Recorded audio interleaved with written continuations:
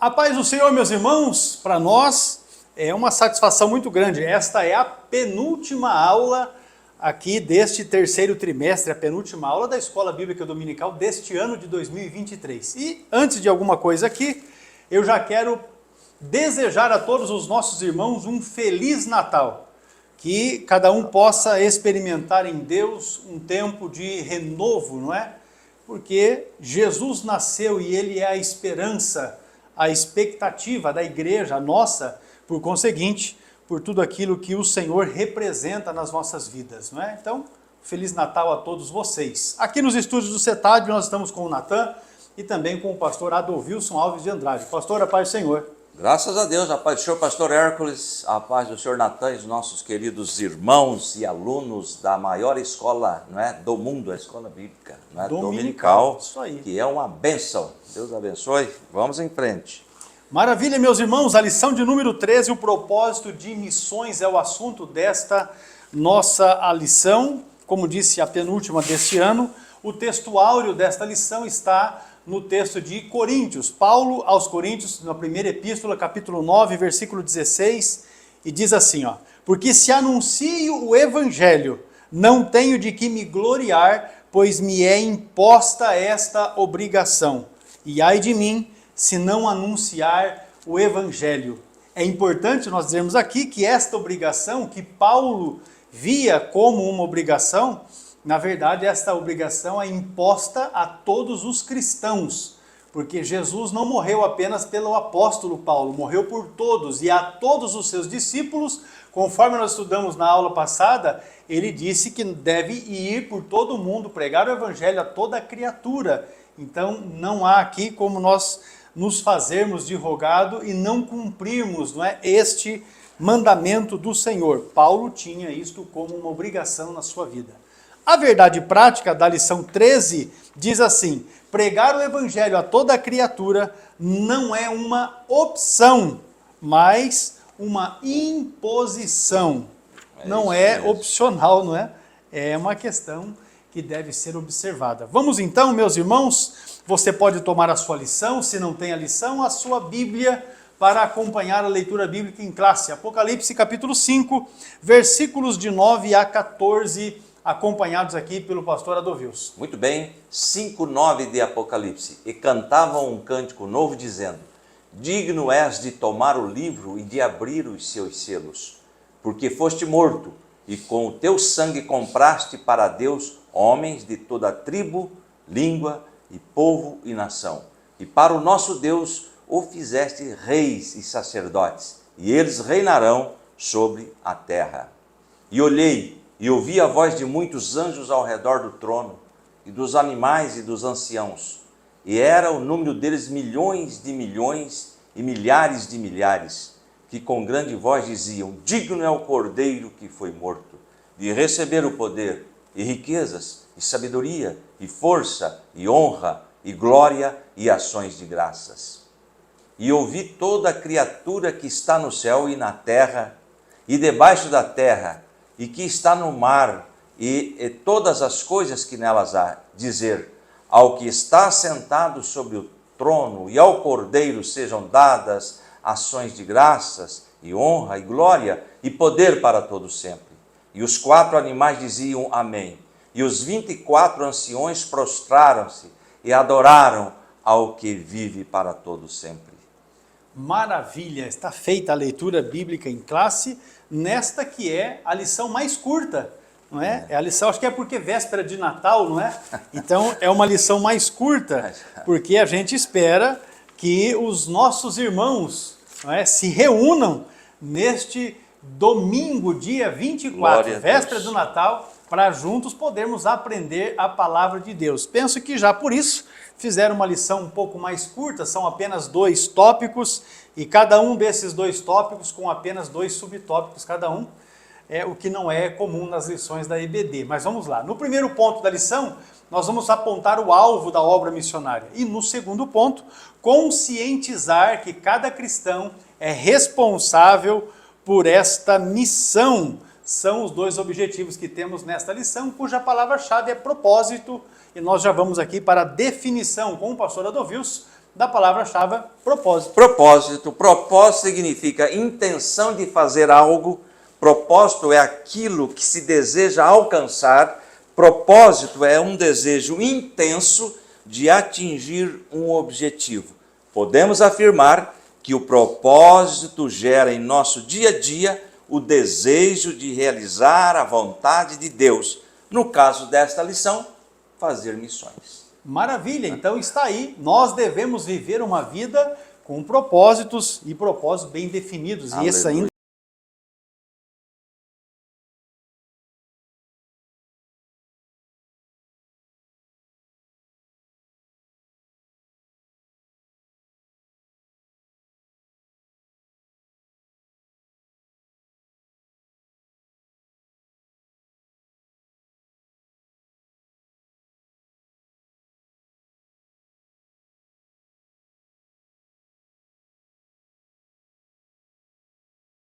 criatura. Não importa a língua, a cultura ou o contexto econômico que cada pessoa no mundo possa estar vivendo, enfim, essas pessoas têm o direito de conhecer a respeito de Jesus e também da sua mensagem, a mensagem salvadora que Jesus deixou para que a igreja proclame, até a sua volta. Este é o assunto que estará em estudo durante esta lição, durante esta semana, e que culminará com a aula presencial na véspera do Natal. Olha aí que maravilha. Vamos lá então, pastor Adovilson, introduzindo aqui o tópico primeiro, o alvo da obra missionária. Vamos falar sobre o fundamento da realidade salvífica. Muito bem, o tópico 1 e o subponto 1 está aí. Numa leitura atenta ao livro do Apocalipse, é possível perceber o propósito de Deus de redimir a humanidade desde o livro de Gênesis. E para corroborar, pastor, Gênesis 12, 3, abençoarei os que te abençoarem, amaldiçoarei os que te amaldiçoarem. Por meio de você, todos os povos, a abrangência do desejo de salvar a humanidade, todos os povos da terra serão abençoados, tá? Por exemplo, em Apocalipse 5, há o relato de uma grande multidão de pessoas redimidas pelo sangue de Jesus. Digno és de tomar e abrir os seus selos, porque foste morto e com teu sangue compraste para Deus homens, olha a abrangência novamente, de toda a tribo, língua, povo e nação. Apocalipse 5 e 9. Isso aqui é o resultado produzido pela obra de Cristo no Calvário. Nesse sentido, anunciar essa realidade salvífica para todo ser humano é o alvo sublime de nossa missão. E para corroborar, eu trouxe ainda o Salmo 67, 2, extra lição, para que se conheça, olha o que está escrito no Salmo 67 e 2, para que se conheça na terra o teu caminho.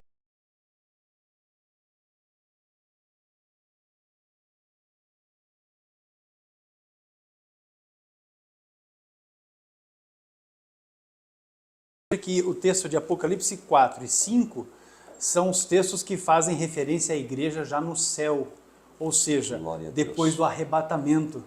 Então, você vai observar, inclusive no texto que o pastor Adovilson especificou e frisou, que está na lição, o versículo de número 9, povos de todas as línguas, de todas as nações, estarão clamando, glorificando o nome do nosso Senhor e Salvador Jesus Cristo, e isso já no céu, porque o arrebatamento é feito.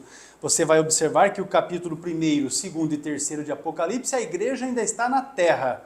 Depois, quando nós vamos para o capítulo 4 e 5, você já vai observar a menção da igreja no céu, a igreja já arrebatada, participando ali das bodas do Cordeiro e do período que estará com o Senhor participando destas bodas. Enquanto isso, na terra, estará acontecendo o período tribulacional. Então, os desdobramentos que nós temos aí, a partir deste ponto do livro de Apocalipse, vai falar a respeito desse episódio. É importante frisar esse paralelo escatológico, porque tem uma informação na lição que nós vamos ter que fazer uma correção, não é? É importante deixar isso aqui bem claro para os irmãos. O subponto 2 fala a respeito de um propósito global. Mateus capítulo 28, e aí eu vou tomar parte desse texto para ler.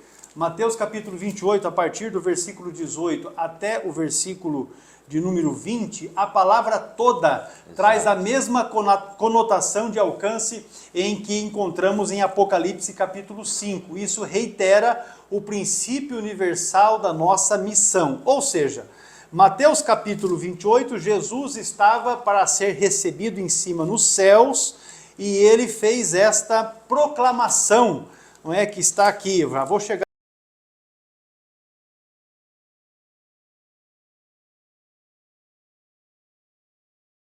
É-me dado todo o poder no céu e na terra. Portanto, ide, ensinai todas as nações, batizando-as em nome do Pai e do Filho e do Espírito Santo, ensinando-as a guardar todas as coisas que vos tenho mandado, e eis que eu estou convosco todos os dias, até a consumação dos séculos. Então, ensinai todas as nações. Você observa que esta foi uma palavra de Jesus, para arredondar os anos, vamos colocar de 2000 anos atrás. E quando nós vamos para o texto de Apocalipse, já está falando da igreja arrebatada.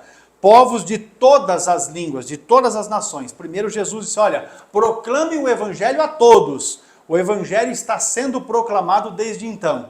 E aí, quando acontece o arrebatamento, então no texto de Apocalipse capítulo 5, você já vê povos de todas as nações. Ou seja, a proclamação sendo realizada, as pessoas sendo salvas e por ocasião do arrebatamento estarão no céu glorificando ao Senhor. Neste caso, então, pregar o evangelho a todos os povos para resultar em conversão de milhões, conforme diz o texto, milhões, milhares de milhares de pessoas de todas as etnias, é o propósito glorioso de Deus para a sua igreja.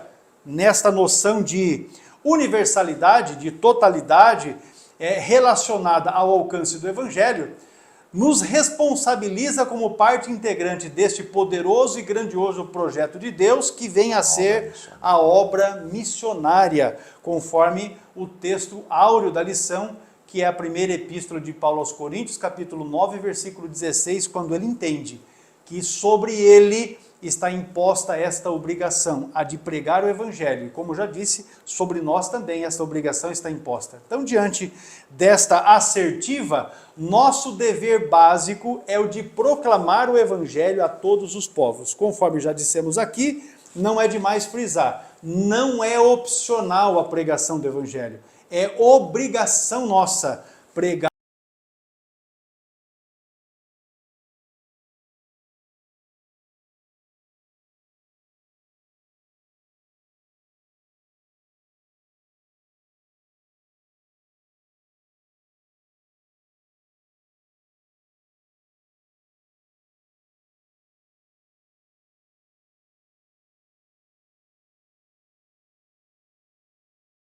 Entidade, uma associação, seja ela qual for, a obrigação da igreja é anunciar Jesus Cristo, esse que foi morto, que foi crucificado, foi morto, mas que ao terceiro dia ressuscitou para uma tão grande salvação.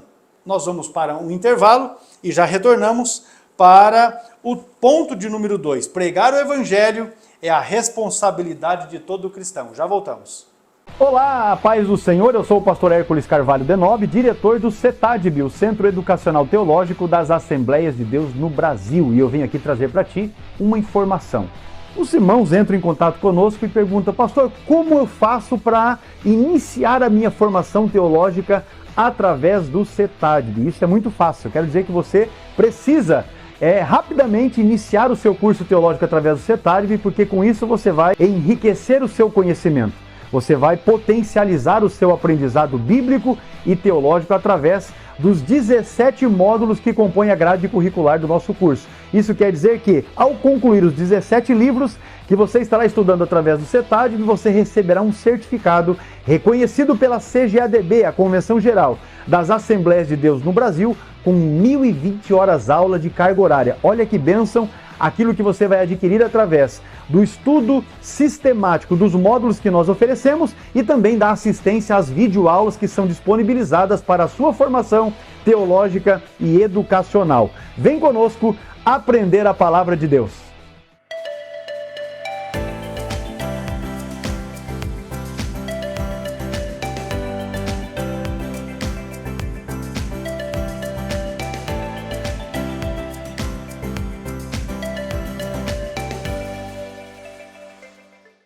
Muito bem, o tópico 2, pregar o evangelho, a responsabilidade de todo cristão. E vamos lá para o tópico 2 e o subponto 1. Veja bem, qual é a nossa disposição? Está aí uma pergunta que é dirigida a nós como igreja. Como está a nossa disposição de levar o evangelho a todo mundo? Uma pergunta ou outra pergunta. Você sabia que a vinda do Senhor Jesus tem a ver com a execução dessa ordenança? E aqui ele usa essa referência bíblica que eu vou passar para o pastor Hércules estar comentando, lá em Mateus 24:14. Meus irmãos, nós temos estudado escatologia e temos feito isso objetivamente por pelo menos já 3 anos, não é? Em março de 2020, quando começou a pandemia, juntamente com o pastor Ciro Zibord, nós passamos a fazer lives no Instagram do CETADB, e essas lives acontecem toda quarta-feira, a partir de 22 horas, todos os nossos irmãos, alunos do CETADB, seguidores do nosso perfil no Instagram, podem assistir ali online, né, ao vivo, e também aqueles que não têm perfil no Instagram podem assistir posteriormente no YouTube, porque sempre no dia seguinte, no dia útil seguinte, nós também colocamos estas lives, né, disponíveis no YouTube para os irmãos poderem acessar.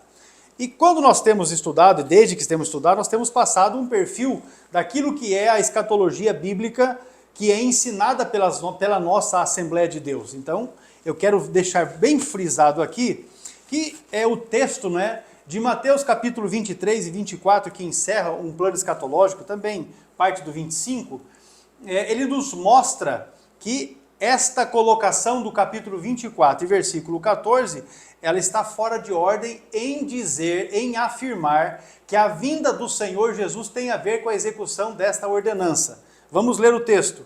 Mateus capítulo 24, versículo 14 diz assim: "E esse evangelho do reino será pregado em todo o mundo, em testemunho a todas as gentes, e então virá o fim." Alguém usando este texto fora do contexto aqui, tanto do capítulo 24, como do contexto escatológico, como no contexto bíblico, afirma que Jesus só voltará depois que a igreja anunciar o evangelho a todas as pessoas do mundo.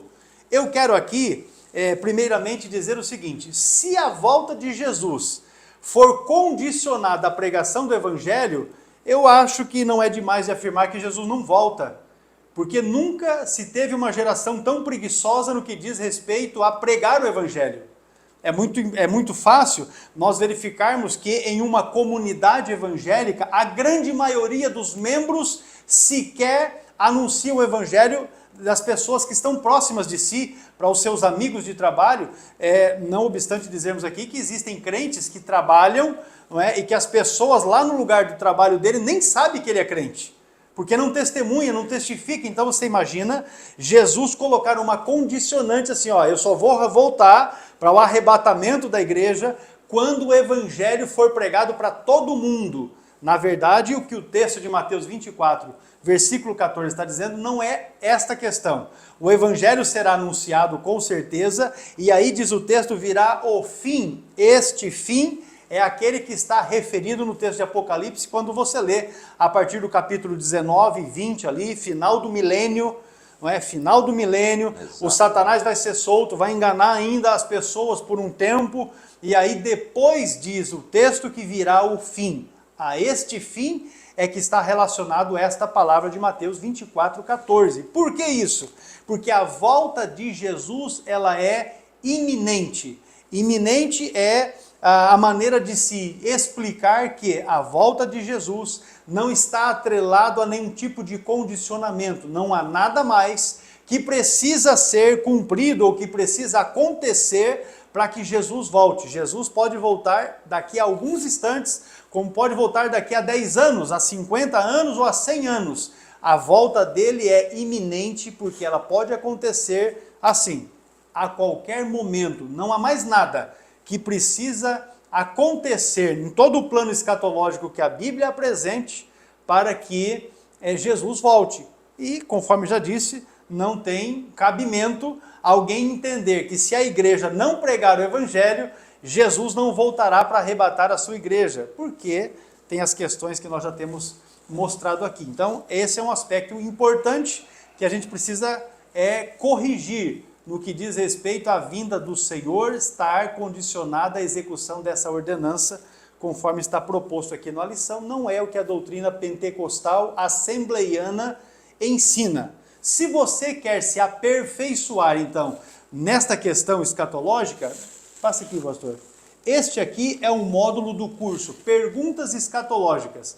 É um material escrito pelo pastor Ciro Sanches Ibordi, por intermédio do qual ele apresenta o plano escatológico respondendo 101 perguntas de cunho escatológico. Então, se você deseja aperfeiçoar-se no conhecimento da doutrina pentecostal, assembleiana, no que diz respeito à escatologia, que ela é pré-tribulacionista no que diz respeito ao arrebatamento da igreja, e também você pode estar adquirindo o curso do CETADB para estar se aperfeiçoando. No descritivo, não é, desta nossa aula, você tem ali inclusive um link para acessar os contatos do CETADB para tratar a respeito disso, ou já para adquirir o curso diretamente. Faça isso e você certamente estará se aperfeiçoando nesta doutrina para evitar as confusões que muitas vezes se fazem quando se apresenta o plano escatológico. Muito bem, então aí, ó, mas os avisos estão aí. Com de certeza. norte a sul, de leste a oeste do planeta Terra, vocês Os sinais estão vendo evidentes. aí, os sinais estão aí. Muito bem, à luz dessa grande urgência evangélica, o que temos feito em prol do reino de Deus? Eclesiastes 9:10 diz assim, que as suas mãos tiverem que fazer, que o façam com toda a sua força, pois na sepultura para onde você vai, não há atividade, nem planejamento, não há conhecimento e nem sabedoria. Portanto, o momento de agir é agora. Estamos sobre a face da terra. Em 2 Coríntios 5:10 diz assim ainda, olha, pois todos nós devemos comparecer perante o tribunal de Cristo, isso logo após o arrebatamento, para que cada um receba de acordo com o quê? Com as obras praticadas por meio do corpo, quer sejam boas, quer sejam más. Portanto, nós que recebemos essa incumbência, devemos cumpri-la na sua totalidade. Cabalmente. Exatamente. O texto de Apocalipse 22 se reservou aí? Dois aqui, ó. Fecha a questão. Exatamente. Está na lição de vocês, Apocalipse 22:12. Eis que venho em breve. A minha recompensa está comigo, e eu retribuirei a cada um de acordo com o que fez. Se não fez nada, está lascado. Deixa eu explicar um outro detalhezinho aqui, abrindo um parênteses também a respeito disso. Esse tribunal de Cristo que vai acontecer exatamente ou no momento seguinte ao arrebatamento da igreja,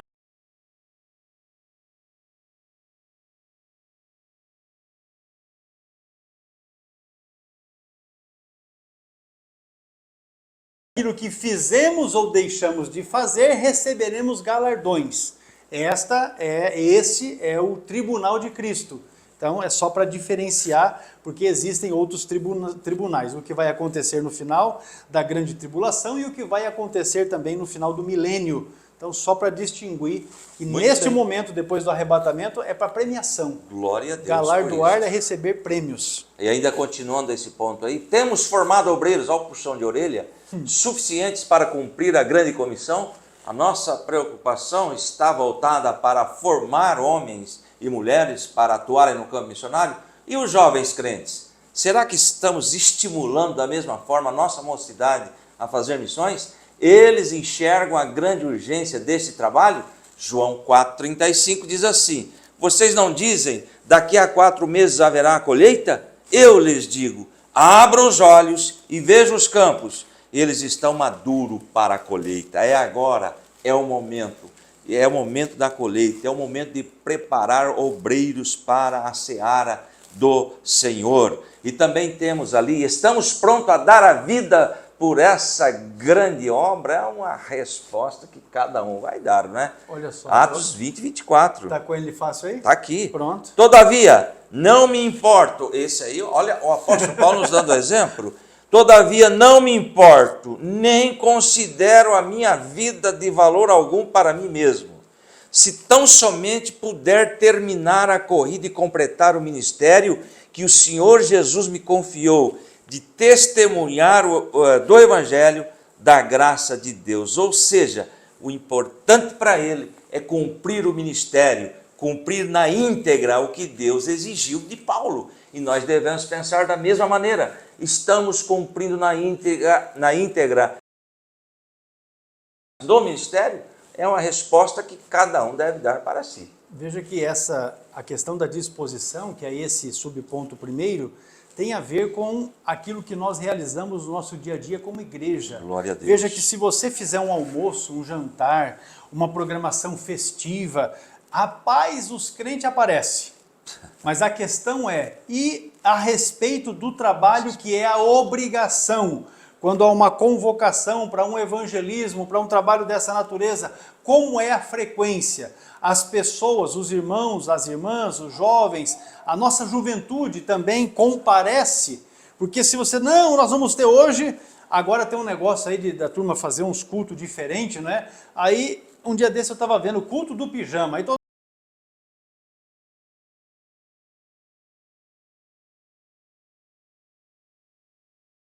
faz uma convocação para um trabalho de panfletagem, que é uma coisa já arcaica, simplória demais de realizar. Quantos são os que aparecem? Eu me recordo que um tempo atrás, quando fui responsável pela mocidade da igreja onde eu estava, quando nós fazíamos uma convocação para evangelizar, isso acontecia todos os sábados, nós reuníamos 5, eu e mais 4, para fazermos esse trabalho.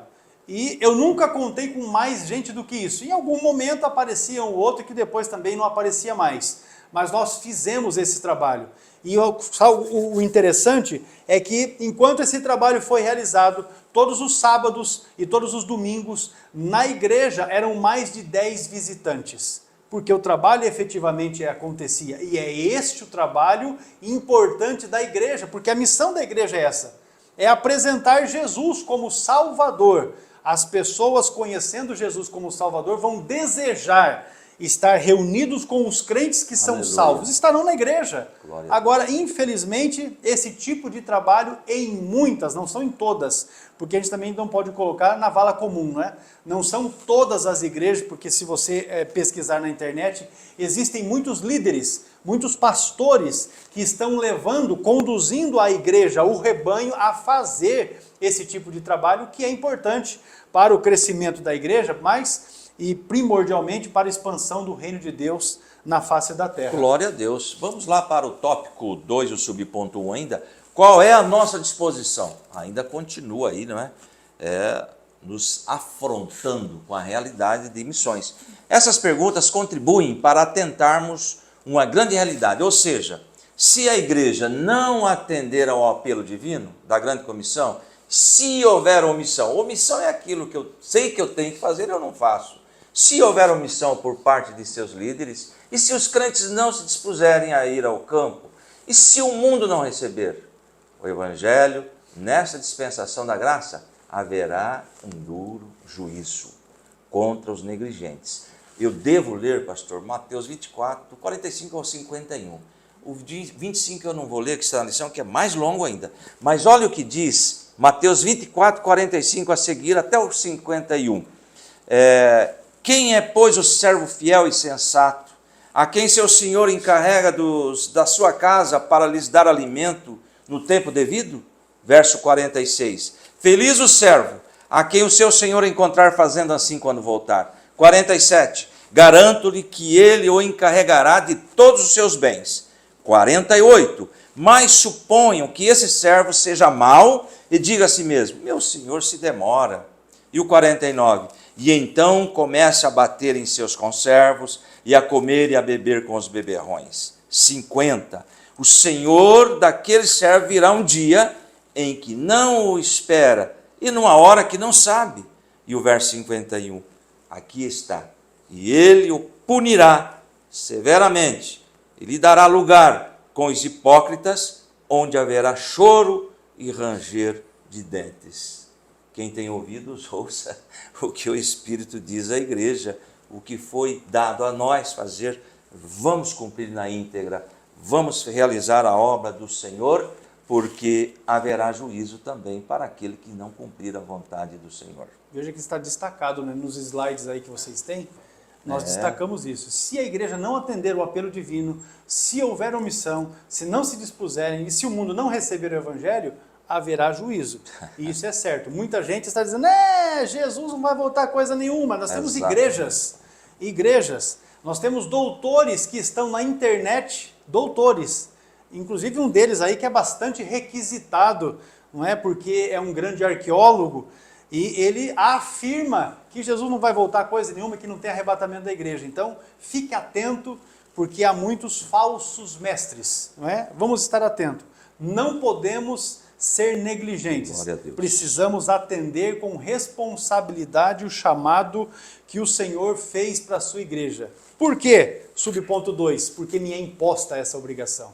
O apóstolo Paulo via a responsabilidade de pregar o evangelho como uma obrigação imposta a ele. É o texto áureo da lição. A expressão ai de mim se não pregar o evangelho tem dois sentidos claros, que ficam bem óbvios no texto. O primeiro é a obrigação e o segundo é a punição, porque existe a obrigação de fazer e quando não faz, existe uma consequência. Quando você era aquele rapazinho, aquela mocinha traquina lá na sua casa, na casa de papai e de mamãe, tinha obrigação e quando você não cumpria a obrigação, vinha a punição.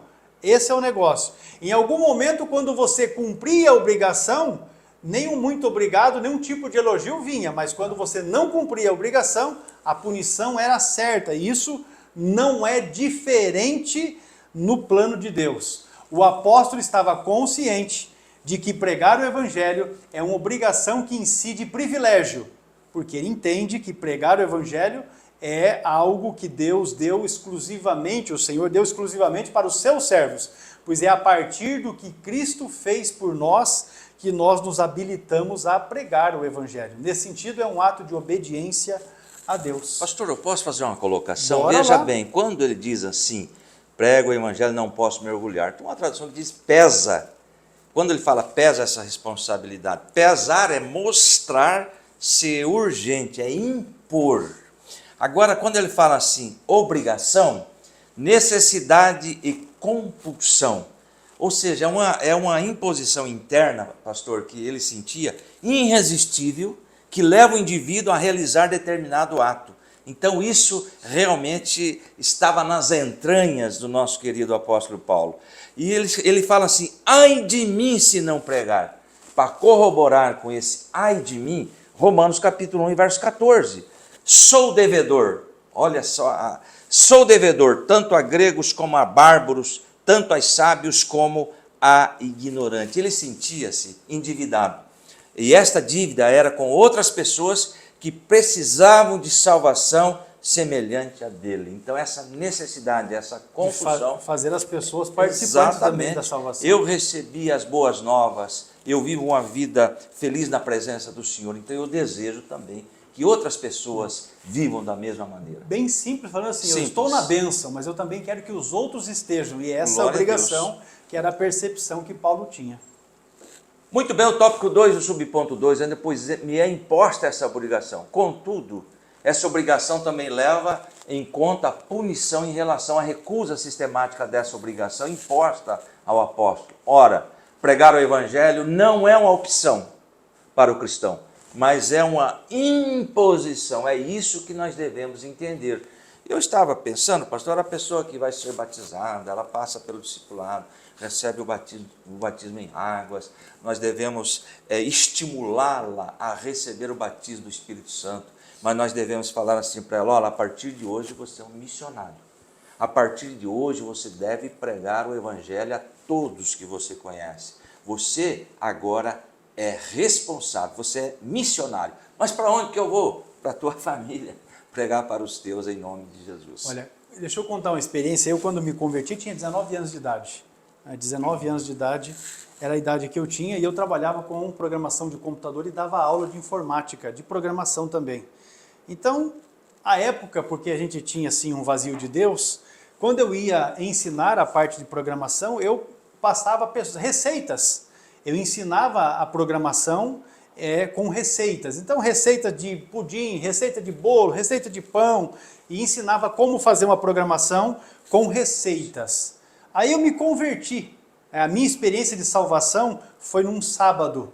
Quando na segunda-feira eu fui para o trabalho, eu nunca mais usei receita para ensinar programação. Eu sempre colocava no exemplo da programação que eu fazia, versículos da Bíblia. De forma que com poucos dias os patrões já perceberam uma mudança. E me questionaram a respeito, e eu passei a falar do Evangelho para as esposas, porque eram 2 sócios, né? Para as esposas, para a secretária, e apresentar o Evangelho para eles, para os professores que se converteram ao Evangelho, que também viraram evangelistas, não é? Então, assim, é uma ênfase de vida. O indivíduo que se converte, ele precisa ter a percepção que é necessário, ainda que Paulo coloque como obrigação, que o Evangelho seja pregado, seja anunciado e que se aproveite todas as oportunidades que surgirem para anunciar o Evangelho. Pastor, antes de encerrar, eu trago aqui uma colocação. Que Deus levante homens e mulheres como John Knox, que orou: Senhor, dá-me a Escócia ou eu morro. Whitefield lutava com Deus: se não queres dar-me almas, retira a minha. Mateus Henry disse assim: sinto maior gozo em ganhar uma alma para Cristo do que ganhar uma montanha de ouro e de prata para mim mesmo. D.L. Moody: usa-me então, meu Salvador, para qualquer alvo, em qualquer maneira e de qualquer maneira que precisares. Aqui está meu pobre coração, uma vasilha vazia, enche-a da tua graça. Olha que coisa tremenda, nós temos esses homens de Deus que falaram, desejosos de ganhar almas. Que Deus levante neste tempo homens e mulheres com o mesmo desejo de ganhar almas para Cristo. Meus irmãos, pregar o Evangelho é a obrigação do crente. Glória a Deus. Com isso, nós encerramos aqui o tópico 2. Vamos para um intervalo e nós já retornamos com a conclusão.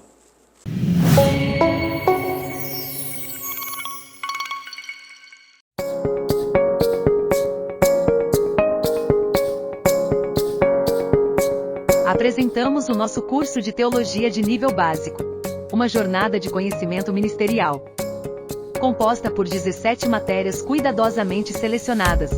Nosso curso foi projetado para proporcionar aos alunos uma base sólida e profunda em fundamentos doutrinários bíblicos e pentecostais.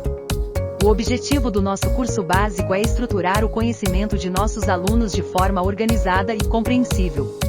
Através das páginas da Bíblia, desvendamos as verdades eternas que moldam a nossa fé. Cada matéria e cada lição estudada é uma pedra preciosa que construirá uma estrutura de fé e conhecimento inabalável. Através do estudo e das orientações de nossos professores nas videoaulas, você ganhará uma compreensão mais profunda da palavra e do seu ministério. Ao concluir este curso, você estará preparado não apenas com conhecimento teológico sólido, mas também com a confiança e a sabedoria necessária para desempenhar um papel significativo em seu ministério. Junte-se a nós e comece a construir sua base de fé e conhecimento, fortalecendo-se para servir e liderar com propósito. Curso básico em teologia onde a fé se encontra com o entendimento, e o ministério é moldado por verdades sólidas e pentecostais.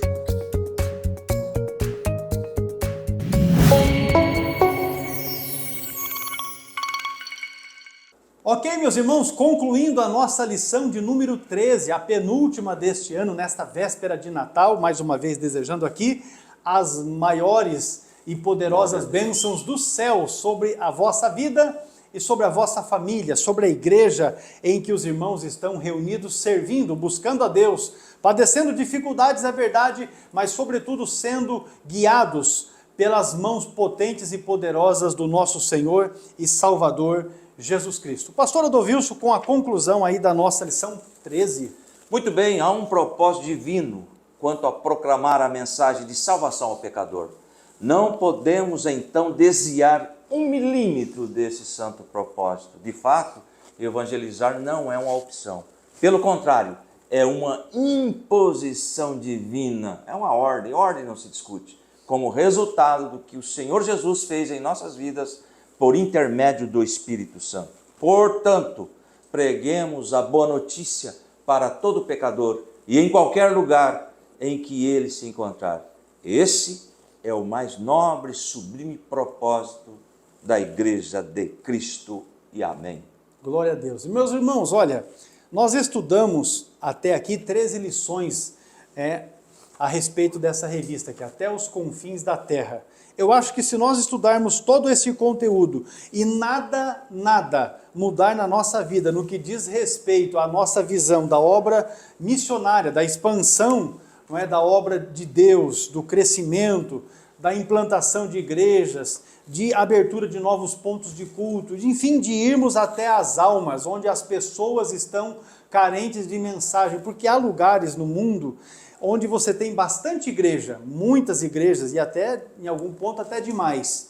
Só que são igrejas que estão ali inoperantes.